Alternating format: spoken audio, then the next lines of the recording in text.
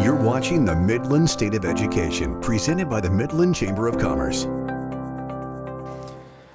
My name is Evan Thomas. It's my honor to serve as the President and CEO of the Midland Chamber. I'm excited to welcome you to our annual State of Education Luncheon. Today's invocation will be offered by Steve Brooks, Senior Pastor at First Methodist Church of Midland. Please stand if you are able.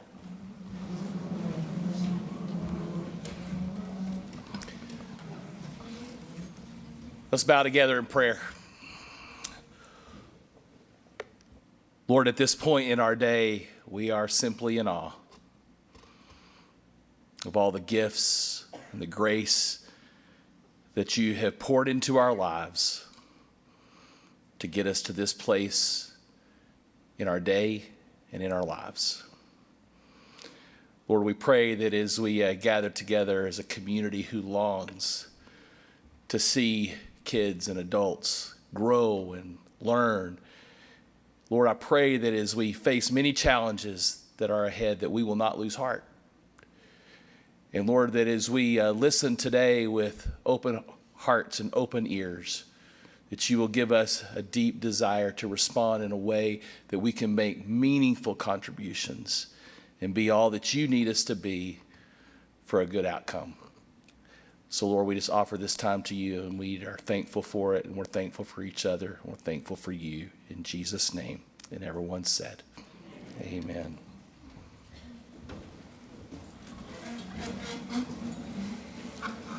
Thank you, Pastor, for that beautiful message. And thank you again for all of you joining us today.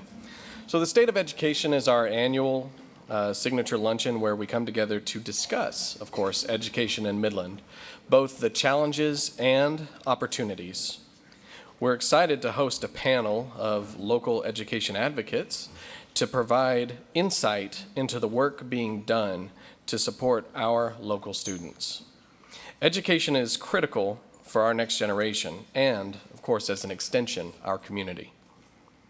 Hopefully today will serve as a call to action for all of us, and in both our personal and professional capacities, to do our part. While our community, like all communities, experiences moments of division, educating the next generation can best be accomplished by us coming together to support and serve students, teachers, administrators, and of course other support staff. Our community's educational landscape is complex, and it runs from child care, primary care, secondary school, to higher education, and of course, career path choices. And we at the Midland Chamber of Commerce hope today's conversation leaves you with the tools to make a difference and do the best for our community. So now it is my pleasure to welcome Melissa Wicker, our chairman of the board of directors, to the stage. So please join me in giving a warm welcome to Melissa. Thank you, Evan. Thanks for that introduction. And I also want to thank all of y'all for being here today. Let's show our appreciation for all today's sponsors.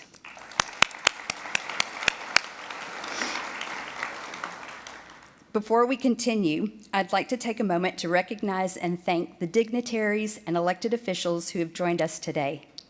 We appreciate the leadership and dedication of our representatives from the City of Midland, Midland County, Midland Memorial Hospital, Midland College, UTPB, and Midland ISD.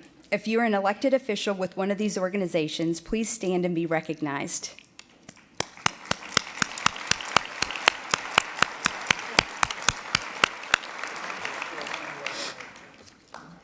For this year's State of the Education, we are proud to partner with Basin PBS to bring these important discussions to a wider audience. The conversations happening here today will be broadcast across the region on Basin PBS, ensuring that more members of our community have access to this vital information. The broadcast will air early in October, so please be sure to be watching social media with Midland Chamber of Commerce and Basin PBS for more updates. It is now my pleasure to introduce our outstanding panel of community-minded leaders. At this time, I'd like to ask our panel to start making their way to the stage as I introduce them. Sarah Burleson. Sarah has devoted more than 30 years to education in Midland, teaching both general and gifted education at Fannin Elementary and Carver Center, where she was honored as Teacher of the Year at both campuses, Midland ISD Teacher of the Year, and Region 18 Elementary Teacher of the Year. Sarah currently serves on the MISD Board of Trustees for District 6. Thank you, Sarah. Amber Davidson. Amber brings more than 20 years of combined experience as an educator and volunteer leader, beginning her career as a teacher and coach at Lubbock ISD before moving to Midland, where she served as a preschool director at First Methodist and later taught at Hillender School. She has since dedicated her time to advocating for education, most notably as president of the Midland Council of PTAs, where she led 38 PTAs to statewide recognition.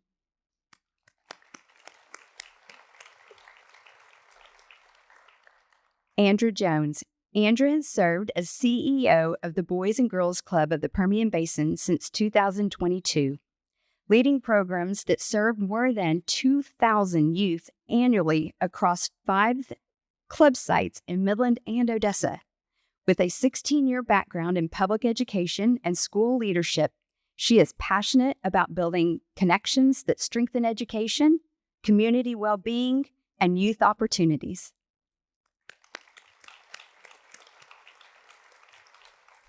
Shannon Torres. As Executive Director of Education Partnership of the Permian Basin, she leads regional efforts to improve student achievement and workforce readiness.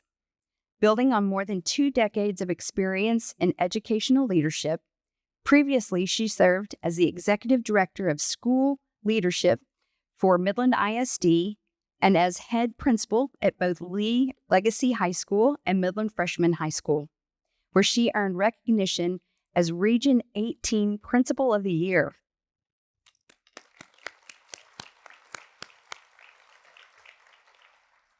Our conversation today will be moderated by Jessica McCoy, who serves as Director of Community and Instruction at COM Aquatics, where she stewards programs that expand access to high-quality instruction for families across West Texas. She is also the creator and host of Raising Midland, a podcast connecting parents with local resources and opportunities. Thank you. I encourage you to read their biographies of today's panelists, as well as our moderator, in our digital event program. You will find the QR code here on the screen and on the tables. Ladies and gentlemen, please welcome our 2025 State of Education panel.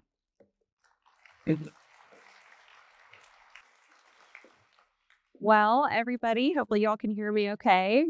Guys, thank you so much for being here. On behalf of everyone here on the stage, we are just really excited to be here. I know that all of us have had separate conversations over the last couple of weeks in preparation to make sure that we have created a really engaging conversation for all of us here. I think what's really exciting that we need to take note of is that everyone on this stage has had boots on the ground in education. Not only are these people on stage that I'm so lucky to share the stage with today are passionate about education, but they have seen the impact of what decisions like they have been stewarding for several years have had on our children. So thank you so much for being here. Let's go ahead and get started. Okay? Awesome. So one of the things that we've been talking about over the last several weeks is the importance of education, right? I think what's important for us to take note of is, where is your heart in all of this and how did you get started? Sarah, I feel like you're the easy one to pick on. But we're going to start off with you. What does education mean to you as a former educator and now school board member? So I always say that education is my passion. I've been involved in education for 44 years here in Midland, Texas, not only as a teacher, but as a parent.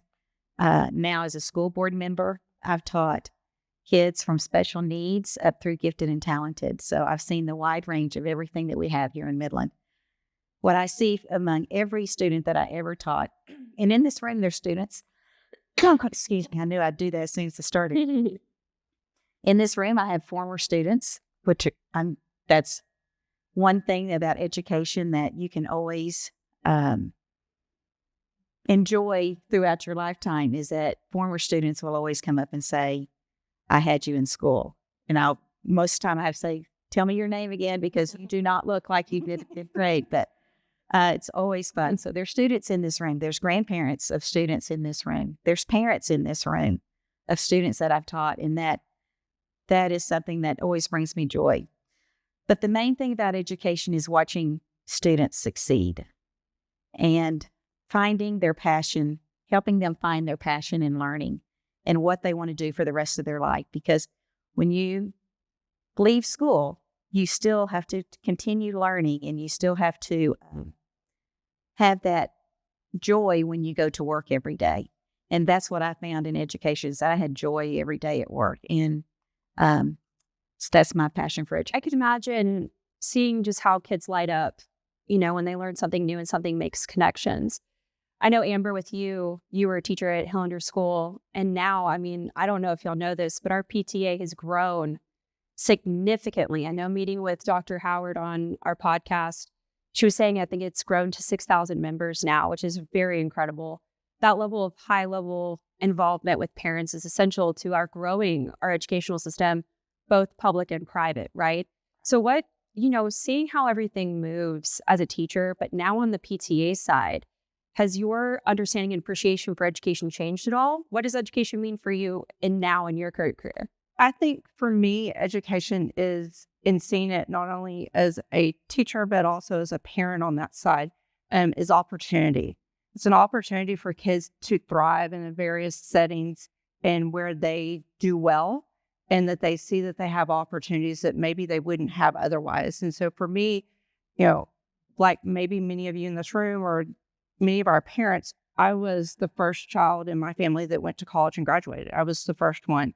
And so the opportunities that were given to me because I did go to college and I had those opportunities and had teachers that supported me and supported me and encouraged me and broadened my horizons. And I think I'm sitting here today because of those opportunities that were provided to me. I can appreciate that. That leads me to you. As a former college athlete, you played golf at North Texas. I am also a former college athlete. And for a lot of us student athletes, sports is a way for us to get to college. Yeah. For me, I was a dyslexic kiddo with a 504. Man, school was hard. Then you graduated and you ended up going into education. And now as executive director of the Boys and Girls Club, I'm sure you're seeing how the sausage is made in a different way. Right. So what does education mean for you, not only as an executive director that provides after-school care for so many of our students, but also from your perspective as a teacher, how has education really changed you, and has it affected your opinion? Yeah, passion for it? Grew up in West Texas and swore I would never come back, and then the roots just draw you back in. And education was a gateway to learn beyond myself and where I came from, but also to appreciate those roots. And for me, it's about access. We all have cell phones in our pockets that allow us to access information so much more quickly, and our kids have that now. So then our task is, how do we hone that in for them to know what's real and expand and get that logic piece? And it's opening doors to whether that's a college or a career, but it's also just the simple things of why. Why is this like this? And to provide a setting in a classroom, regardless of what that choice is for the families where that kid sits, but to expand on and again, pave those ways, make those relationships. Kids and campuses and teachers, nobody is successful in isolation. And I bet if everybody in this room thought about it, did you get where you were all by yourself? And with education, we're not going to be successful in isolation. It's going to take the community, regardless of where that is planted, to help spur that on. Sounds like equitable access to education is super important to you. And I know that I'm plugging that for another question later. Yeah. Shannon, being a principal, I can't imagine the things that you saw on campus, but also being a principal of a fairly large high school, that really impacted your perspective, I'm sure, about education.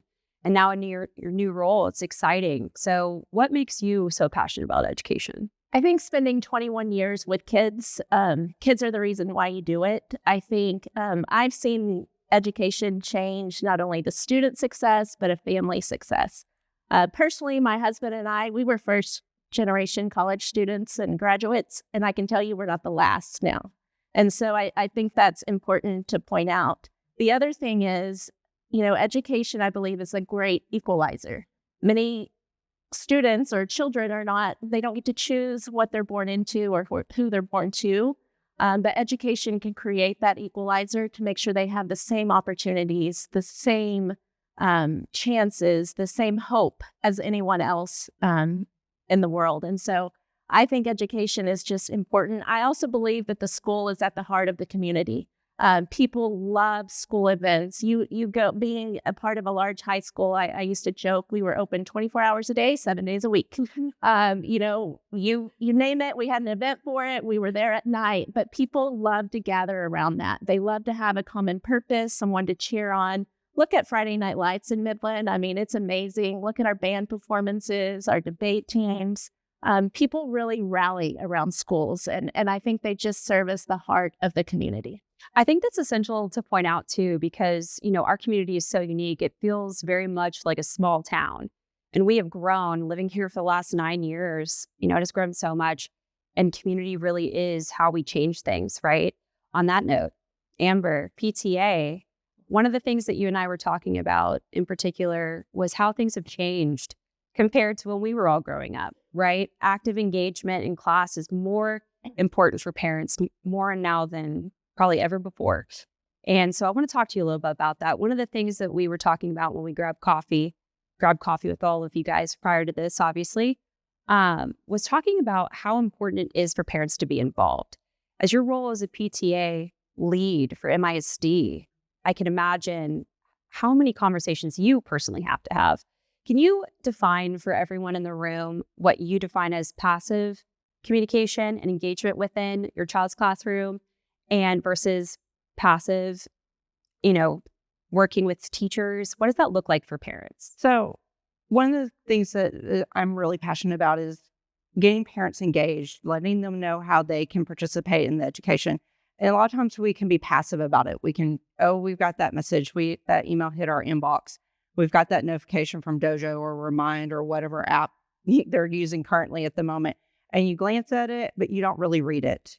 You take your kid and you drop them off at school, or you have a brief conversation. If it was Miss Burleson was your child's teacher, and you say, "Oh, I'm glad they had a great day," and you keep going. Being actively engaged is, opening up that folder, looking and seeing how they did. If you notice they're struggling, going back to that teacher and saying, "How can I help them?" At the secondary level, it's not about teaching them how to balance a chemical equation. That's not anything I would do, but I could ask my child's teacher, "Hey, I noticed his grades have dropped. What do I need to do? How can I support you and support my child at the same time?" And don't be afraid to have those conversations, because it's really easy in our busy world to be a passive person and just kind of check the box and keep going versus truly being actively engaged and knowing what's going on our campuses and our classrooms. That touches upon both you, Shannon, and then Andrea, your points about community, but then also you have to be not in isolation. You have to be in community in order for your child to honestly survive nowadays. Quite frankly, it requires a village. So Andrea, what does that look like for the Boys and Girls Club? How are you guys actively engaging parents? So we have lots of community events, just like you see with parents, like you see on the campus setting, but we layer in academic support after school, whether that's tutoring, homework help. We have an amazing AI program called EdSoma that's teaching kids in their journey to read. So it's like one-on-one, teacher through the computer.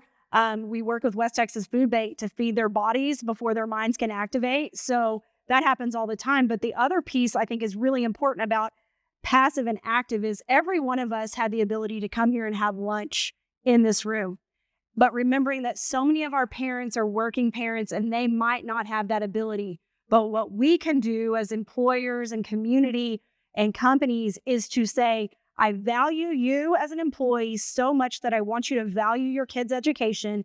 And if you need to go to a SPED meeting, a 504 meeting, a parent-teacher conference, because those are coming up in about 6 weeks for all of the schools, know that you can do that. It's not punitive. And that's from every layer in a company.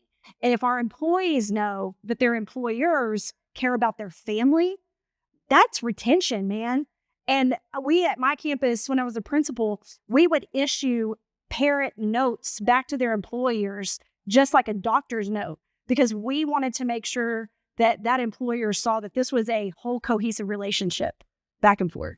Shannon, how is your organization helping maybe community members understand the role of really getting boots on the ground themselves within their child's schools? So I think it's important to note like the power in partnerships. I've been with an ISD and I can tell you it can feel very lonely at times. 29,000 students, I believe is what Midland ISD has this year. And you can feel very isolated. I mean, campus principals are working day in, day out, insane hours, trying to get things prepped. Teachers are doing the same. It can feel very isolating. One thing that I've learned being on the other side is there are a lot of people in Midland, many in this room, that spend their time, their money, their resources talking and trying to solve the education challenges. So the key is, how do we partner together, right? How do we get on the same page? How do we help support and build up each other so that the entire education system succeeds? That's a great lead into my next question. Sarah, I'm going to start with you again.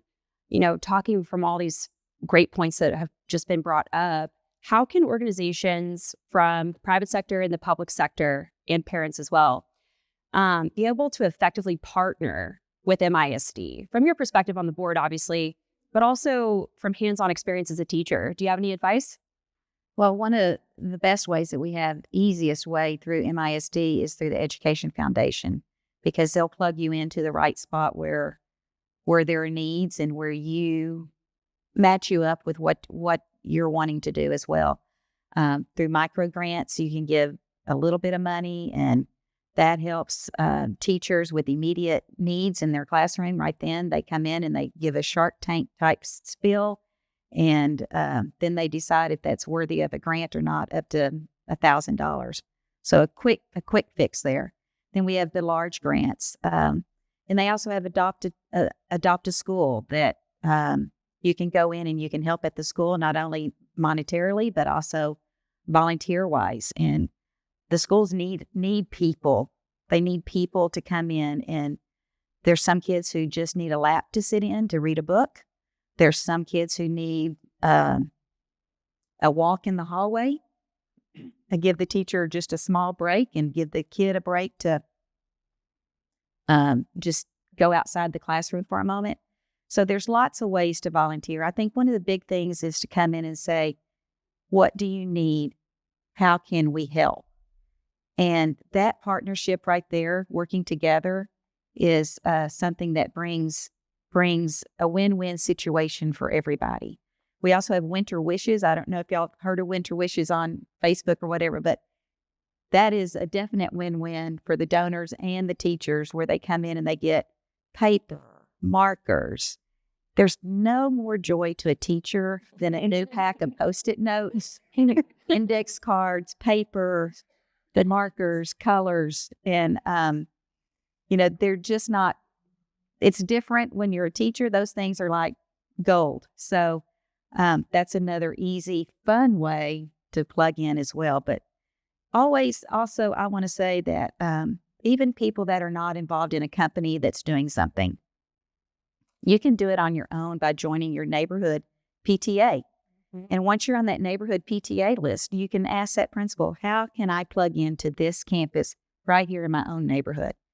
And if you feel led, then you go to another campus that needs PTA members and plug in there, because they need help too. And it's easy to volunteer once you connect to a school, but it's that connection with the school that makes the community thrive.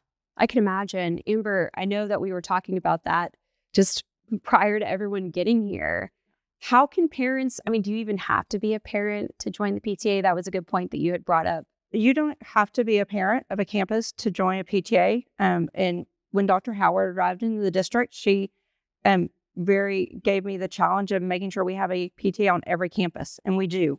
We have 40 PTAs across the district, and so there's no matter if it's the one across the street from you, it's down the street from your business, and where your kids went to school, you can join, you can get involved.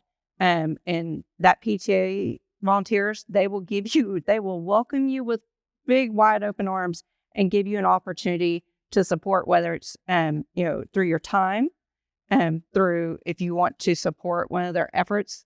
They love to treat their teachers. They love to give back. And one of our PTAs every year buys a t-shirt for every single kid on their campus. That's a big deal, but we only have one PTA or a couple of PTAs that really can do that. And so that's a big thing, because not all parents can afford to buy that $10 or $15 or $20 shirt to show that school pride. And so that's one way. But I would say, get involved, join, and you learn and you see so much when you're on a campus. You see the joy from the teachers and the administrators, and you see those connections that are being made. And some of the negativities that's out there about education in general, you will start to say, okay, but that's not the full story. There's another story going on. I'm noticing a theme. It's actually being physically involved. Right. Right? Yeah. I know, Andrea, you and I have talked about the struggles of being in a nonprofit, right? It's quite a few balance of going in and talking to donors, talking about where their donor dollars matter, because it's so important, right? But you were just talking about how important it is for homework help. Right. Do you have any tangible advice for maybe an employer who really wants to get behind supporting public education? And do you have any advice on how they can get plugged in? So with any of the school districts, whether you're looking at a charter school, big public school like Midland ISD, they're going to do a background check. So you're just going to apply and go through that. And that way you're approved as a volunteer. It also helps with numbers with grants, because again, we're not successful in isolation, but that homework help, the engineers in the room, the people that are the CPAs, the accountants, the math people, I'm the science person. I'll help your kid on a science fair project all day long, but you get me into algebra, that's not my jam. But we all have those gifts. And the thing is whenever you're working with kids, is that they need to see that consistent show up person, that coach that's there at every practice, that person that comes every Tuesday to read a book at lunch, even play like a board game, because there's strategy and learning and communication in that. So those are all easy ways, whether it's you're plugging into an organization like Boys and Girls Club or going onto a campus. The counselors and the admin teams will work with you on that. And my biggest piece is make it a constant. It is, teachers love food, but and that makes them happy, and they should get it. They need all the food, but that's so surface, and that should be the standard. But what are we going to do to go deeper so that these kids realize, hey, it's not just my parents that care about me. It's not just my teacher. My town cares about me. And that's what we're building at Boys and Girls Club. On that note, I was thinking specifically as a parent myself, I know all of us here are parents, and many people in this room are. After school care, you're either paid an arm and a leg for it, or you're trying to figure out how to make it work for your family. How specifically are the Boys and Girls Club supporting after school activities for children? Yeah, so with us, Campfire, YMCA, we all have a piece of pie trying to serve kids, whether it's on a campus, outside of a campus. For Boys and Girls Club, we're open 3 to 7, and that helps those working families have flexibility. We're feeding the kids with West Texas Food Bank, and the parents tell us, wow, we get to be home and just be a family. I'm not fighting over homework. I'm not having to prepare another meal. But there's lots of organizations that are doing that. And with those partners, like I mentioned, we all work together all the time, because again, if I didn't exist, they couldn't handle 2,000 kids. I can't handle every campus in Midland ISD, but we all collaborate to say, what do we need to bring to the families? You guys have probably, if you're online or reading the newspaper, our biggest group of kids coming up is 0 to 4. Mm-hmm. So we're already strategizing. How do we build our sports leagues out to be accessible to everybody in the Permian Basin? And gym space is limited. We're working with Midland ISD on that as well. How do we practice? Because We don't want to have waiting lists where kids are waiting for an opportunity. We need to have open doors for that opportunity. And it takes all of those partnerships in order to do that. Shannon, from your perspective, I feel like your role, especially with your husband being the athletic director of Midland ISD as well, I can imagine the conversations that happen in your house. It's probably very collaborative, right? I view your role as someone who is very much, you've seen how it's been done in the classrooms, you've seen how admin works, and now you are on the outside trying to support, right?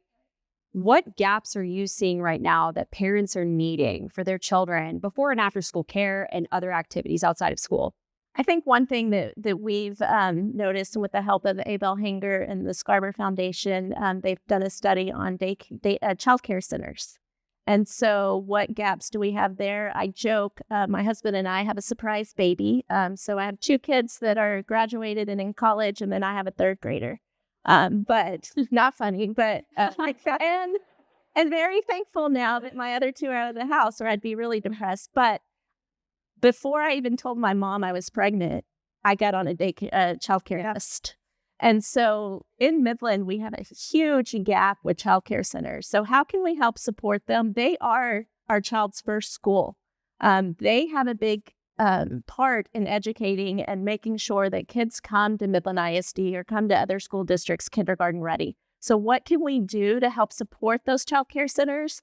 How can we help make them quality childcare centers? What professional development do they need? What business training do they need? And so I think you'll see in the next couple of months some work being done in Midland and how we can help support those centers. I'm going to ask a dual question for you, Amber, and you, Sarah. What are teachers needing right now? Because being a child of a teacher myself who taught for 37 years, both in admin and also in school, both in public and private, my mom always just tagged me along. I was there stapling and cutting transparencies. Gosh, I'm dating myself. But I'm just so curious, what are you guys hearing? I know being from the board's perspective, you might be hearing something at a different level, and you're also hearing something differently. I would imagine probably more intimately talking with teachers. So can you both identify what are current needs that teachers are needing right now to support not only their work life, but we all know you do bring your home life sometimes to work? I think the biggest thing we can give our teachers right now is some grace and some patience. They're not going to be perfect. They're going to, maybe at some point. And so they need that grace and patience from you. They need the understanding that today was not necessarily a great day, and they want to build relationships with you. And it may not seem like it, but when I taught, I had a front door and a back door to my classroom.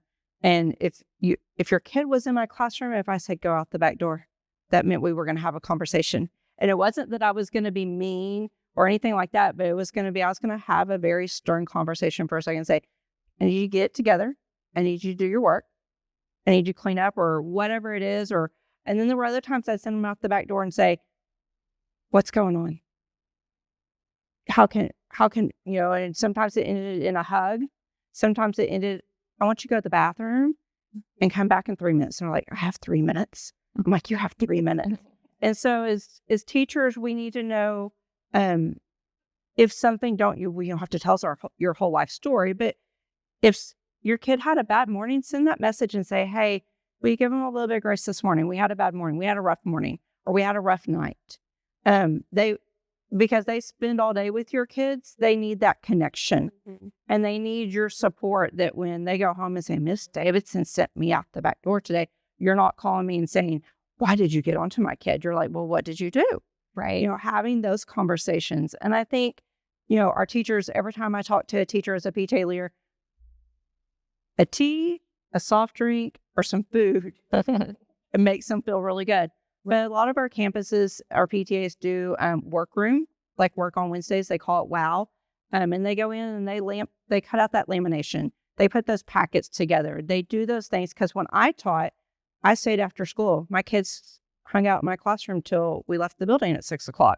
I mean, that was my day. That was normal for us. Or I would leave and run them to a practice and go back to the building and finish my day. It sounds like there's a lot of mental load. That's a teacher. I know that personally, but maybe other people may not know. Yeah. The mental load of a teacher is caring for your students oftentimes teachers, I know, just talking to teachers prior to this conversation, just trying to get a touch point. A lot of them care about students and they take that home with them, and it can affect everything, right? So it sounds like you're saying that it would be really easy if we could step in and maybe take over the mental load. Yeah. Doing copies, right? I know that copy paper is something that only, teachers get a certain amount every year, right? And that's within the budgetary item. It's very important, right? So it sounds like maybe there's some ways that we can plug in through the PTA to support our teachers so that maybe school is not being such a mental load when they go home. Sarah, do you have anything to add? Well, I think also I like the word grace, giving our teachers grace. We've added a lot of new curriculum to the district, and we didn't do it all in one time. When Dr. Howard arrived 2.5 years ago, we knew that we had to bring the curriculum together across the district. And so slowly we've been adding it, because if you added all the curriculum in 1 year, it would have been disaster for the entire school district, because you cannot take on that much of a load at one point. But And Sarah, correct me, she is the longest superintendent for MISD in a while, right? Longest tenure. Come January, she'll be here 3 years. And yes, the only one longer than that was Riddick back in 2000, not 2000, 2020, Yeah. 2020. But yes. I can imagine that level of consistency is very important and will ultimately affect, a ripple effect for our educational system here. Correct. So we added math this year, and our scores are going up, and it's been incremental because we've been putting systems in place that are sustainable systems in place. And so you're seeing the ripple effect now. And I think this year's one of those great years for great change this year. So going off on that point, how have things changed? How have metrics changed for teachers in schools? I know that recently, I'm sure everyone in this room may have saw it. All of our school results came out last Thursday, if I'm remembering correctly. How have metrics changed for teachers in schools alike in school districts? So a lot of people in this room, if you were in school in the 80s and you took what was, I think it was the TABS test, and then that was just a basic skills test at that time, and it was pass or fail. That's what the test was. Then it moved on in the 1990s. It moved to it was a little bit more difficult, but it was still pass fail. It was still just reading and math, and that was it. And then you entered into the 2000s, where I believe it was TABS, TOS, TAX, so in some order. So in 2000s, they entered another one, and that one became, I believe it was still pass-fail at that point, but they added in science and social studies into the mix along with writing.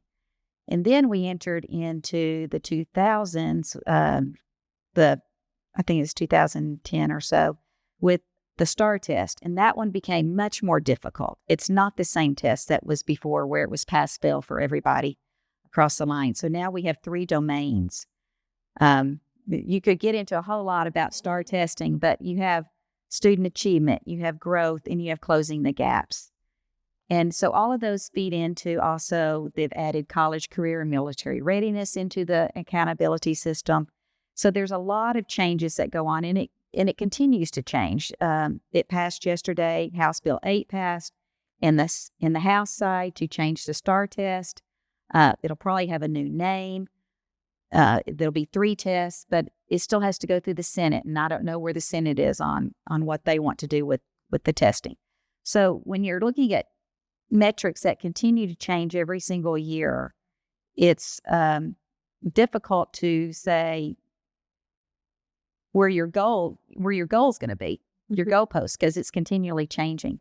But I will say that we are moving. We've had great change, and with that leads the importance, and I think we should emphasize the importance of consistency and having consistent leadership. Yes. But also, I think it's important to note that, we are often having elections, and I think it's important for us as lay people specifically to note that we have community involvement with that. Is there any advice that you guys would give the community, specifically Shannon, Andra? I'll jump in on that really quickly. So, just like you were saying, with all of our state level elected officers coming back down to Austin, we all show up to the polls for an election for that one vote for your choice. but then who you're putting in those seats is either doing their duty to pass laws that are going to impact whether it's Austin or here in Midland for a term. And then when we get our city officials and our school board officials, that one vote that is the power of you as an individual is then thrust into power of that elected official every month. So being a part of that civics piece is so critical. And then in that process, luckily I'm in your district and you hear from me often. I'm like, hey, this is the right thing. But it's one of those that your voice still matters, but you got to show up first to pick that path. And connecting with your representate, who represents you, and right? The other part is you can get on any of these school districts' websites and get into their newsletter system. And then last night, I'm watching the school board meeting as I'm feeding my family. I mean, you can be plugged in and not necessarily physically be there, but I know about every one of those campus reports that went out last night and some great questions that were asked and some great facts I learned as a community member. And they asked about PTAs. Or how active is your PTA? So it was a very holistic conversation. Shannon, what advice would you say, or how would you say a parent or an employer could make an impact in connecting with our community and our education? Is it maybe reading about what's going on in these board meetings? Is it attending board meetings? Is it connecting with their representative? What are some tangible ways that you would suggest? So I think all of those things are good ideas. The other thing is get involved with your school. You will fall in love with your principal, with those teachers, being in that school, knowing what's going on. When things are said in a negative tone, I have some former PTA presidents in this room, and I know when something happened at my school, I could count on them to spread the truth, right? There's only so much I can say as a school official, but being in those schools lets you know what's really going on, lets you know what they're working on, their goals. Being part of the board, I listen to the board meetings still, reading the newsletters, those things are important. But that school that you're connected to, that's important. That school that your kid's going to, that's important. When people ask about your school, you're able to talk about that principal. Like, oh yeah, I've met that principal. She loves this, and she's doing this. Great things are happening. So I think just being really connected and making it personal. When your kids spend 40 hours a week there at that school, you should know their teacher. You should know their principal. Go have conversations. The best part that I loved, one year we had some parent liaisons, and it was great for two reasons. One, because they got a first look at what we really do day in, day out. But also they were well respected by other parents. And so when things came out, they were able to set the record straight. I didn't even have to say anything. But they could only do that because they were involved and they were there and they were connected. And I think that's the important piece. Just get connected with your school. And I think that's important too, right? So talking about getting involved is one thing. Talking about reading, what these board notes are going to say, and attending these meetings is one thing. It's another thing to join your child's PTA or even just being a layperson within our community to be involved. But I think we can all agree that the outcomes of involvement and having more of an active role in your child's school and within our school district is what creates potential positive outcomes for our community members, right? So I want to talk a little bit about how we can take education and move children down the pipeline into actual careers. Because I'm a big believer that college is not meant for everybody. As someone who has a learning disability myself, if it weren't for athletics, I don't know if I would have made it, as far as I have. But I think it's important to note that there are alternatives to college. And I know that there's so many opportunities out there. Let's talk, Sarah, why don't you go ahead and lead us on this conversation? Or, Amber, would you like to talk about it? Which ways are our community members able to help children go from that K through 12 education and move into career pathways here within Midland, Texas? So what I'll say is Midland is lucky because we have lots of partners, many in this room. We have Midland College, UTPB. We also have many industries that really pour into our kids and into schools. And I think as a region, we have a responsibility. I read a study that said 60% of people live where they grew up, live within 10 miles of where they grew up. It's quite a lot. and 80% live within 100 miles of where they grew up. And so if you think about that, we have a duty to our region to figure out what industries are important. And we're in West Texas. We know that's oil and gas. Yeah. And so we have to build our workforce. And I think partnering with Midland College for dual credit, UTPB, partnering with local industries to really align curriculum to what the region needs is important. And I think our industries know that, and they're seeing that, and they're building upon that. It's great. Andrew, I know that you guys offer a ton of after-school programming that kind of promotes all of these alternative careers in college. I know college is a really important thing. I'm a huge fan of secondary education. But what type of after-school activities are you guys plugging in that has to do with taking on that pipeline and kind of bridging the gap between K-12 education and graduating? So a few things that we're making efforts towards this summer. We launched our first teen employment program to where if we're about kids, why aren't we hiring kids to work for us? And let's teach them those soft skills in that safe place that their parents trust to send them. So we have lots of different employment opportunities, whether they're working our front desk or working in our cafes. And so that also gives them a resume builder to when they can go out and talk to you guys. My ultimate goal is to start having flexible workspace where industries can come in and teach our teens and junior high kids, and working with C3 here at Midland College on planning these tracks for our kids and sharing that with their families. But then also, what does it look like if our clubs are the hub where our teens report, and then we figure out how to transport them to those businesses that need employees? So I encourage you, as you leave, think about what are our rules for employing kids? What skills do they need? And maybe if they can't be employed by you until they're 18, where could you maybe come into some after-school programming to start sharing those skills? Every kid needs to know how to look you in the eye, shake your hand, tell their story. And they need to be able to have small talk. That's pretty easy. I know at COM, a lot of our coaches, if any of your children have signed up with swim lessons, at COM, we do employ a younger crowd of coaches. And we do that on purpose because we really do believe on creating those soft skills. Yeah. You know, I think more than ever, especially after, 2020, a lot of that was lost, right? And upon that, not just going into what curriculum is doing inside the classroom, I think it's about exposure, right? Now, Sarah, in particular, I know that Dr. Howard recently was talking about STEM plus M, the medicine aspect with Baylor College of Medicine. Can you talk a little bit about that for anyone who might be unfamiliar about what that program is? Yeah, so STEM plus M is through the Scarborough Foundation, and Baylor College of Medicine is working together on that.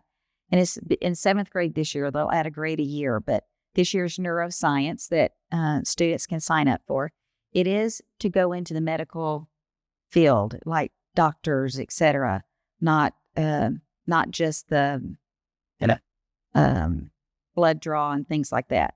It's when you want to do advanced medicine. So it's a really good program that was started this year. Another thing I want to highlight, though, is also the barista program that they have at Diamondback, which the special needs kids go over there and serve coffee on the coffee cart through the office. And it not only helps the employees, but it also helps the students with eye contact, et cetera.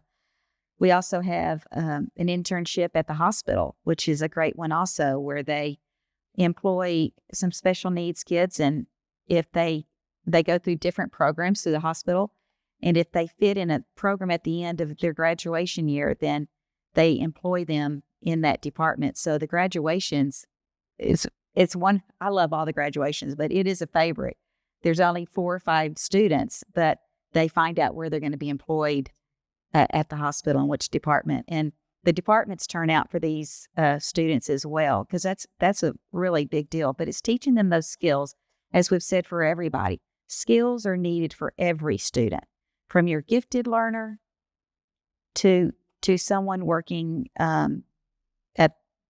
in special needs. So all of that, the eye contact, the shaking hands, and I've noticed it as a board member because they come across the stage to shake our hands and things, and that is a skill that is badly needed in our youth. So if you see any youth at church or sports or wherever you're plugged in, that is something that you need to be teaching your whoever it is that you're around for the business world.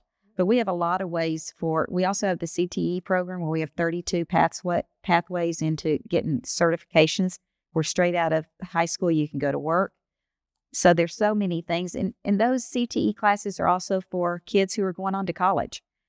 I've heard of one who did get phlebotomy, and she was able to work her way through college with that and go on and be a nurse was her goal. So there's lots of pathways that are so different from when we were in school, where we had cosmetology, I believe, and we probably had woodworking.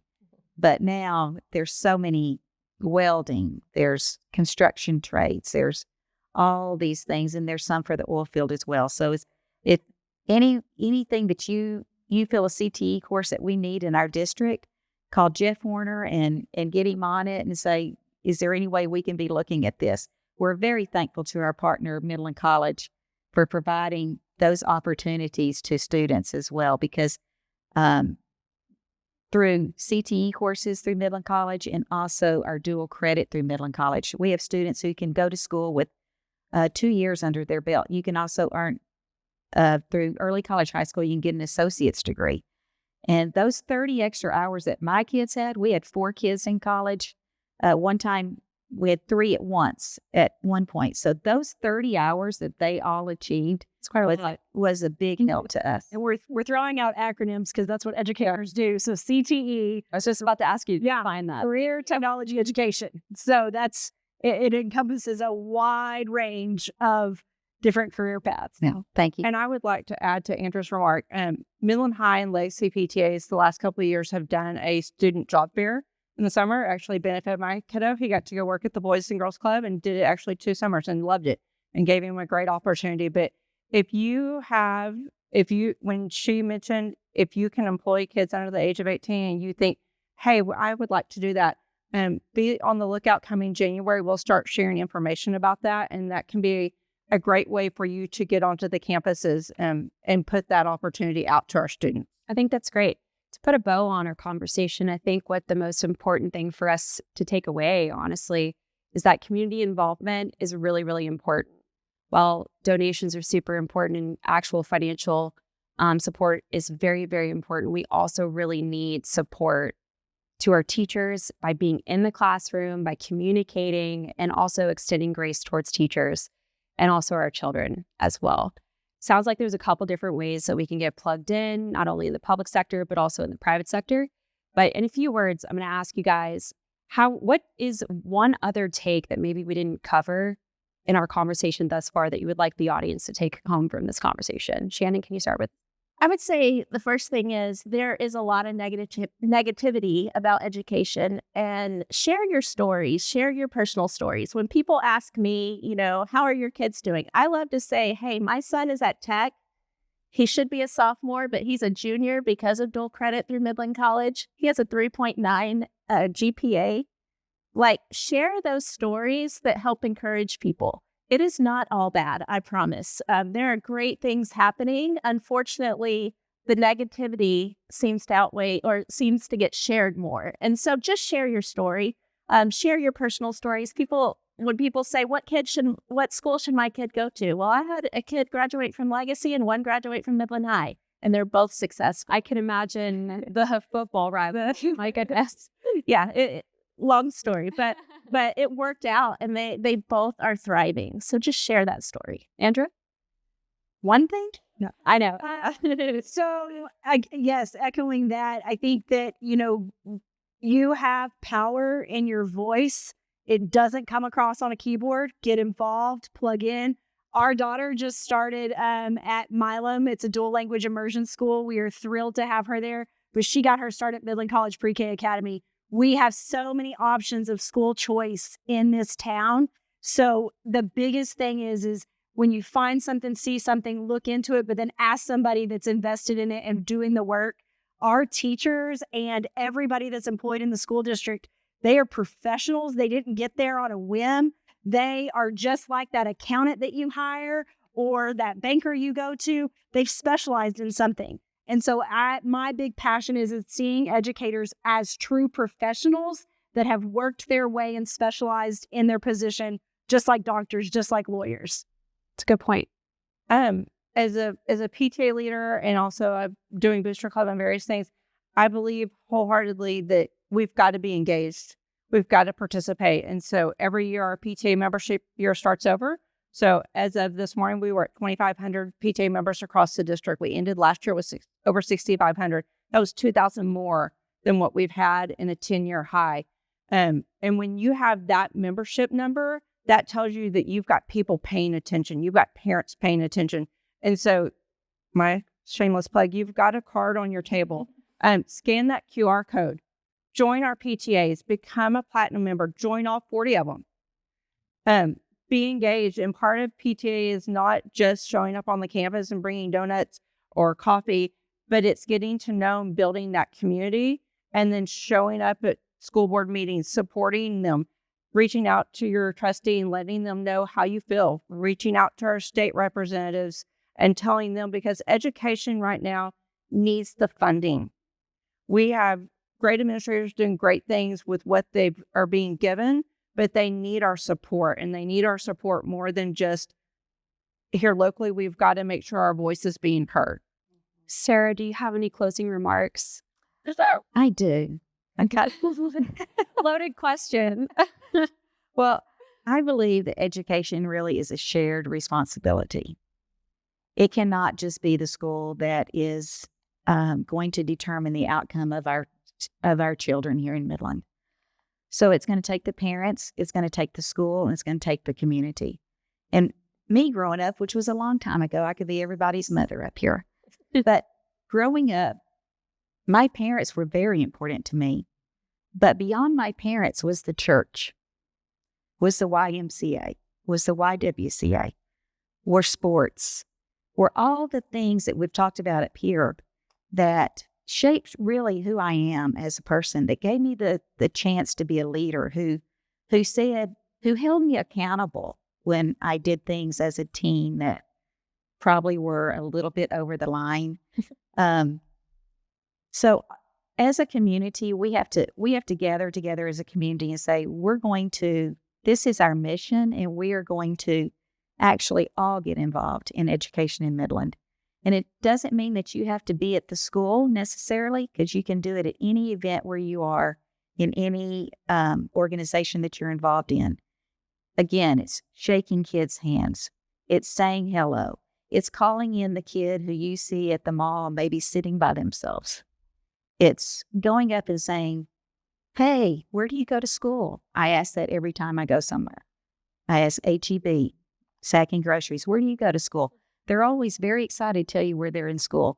And you can always find a positive thing, and it might be the one positive thing they've heard that day. So it's everyone being involved in our community, and I think that's the key to changing education in Midland. Being a safe place to land for children, I think, is what's most important, right? Mm-hmm. Extending grace towards our teachers, being actively involved, and then finding ways that your employer, or if you are the employer, so that your employees can be plugged in and be active parents as well. Well, thank you guys so much for joining us for our conversation today. I'm going to invite the chamber back up to close us out. Thank you so much.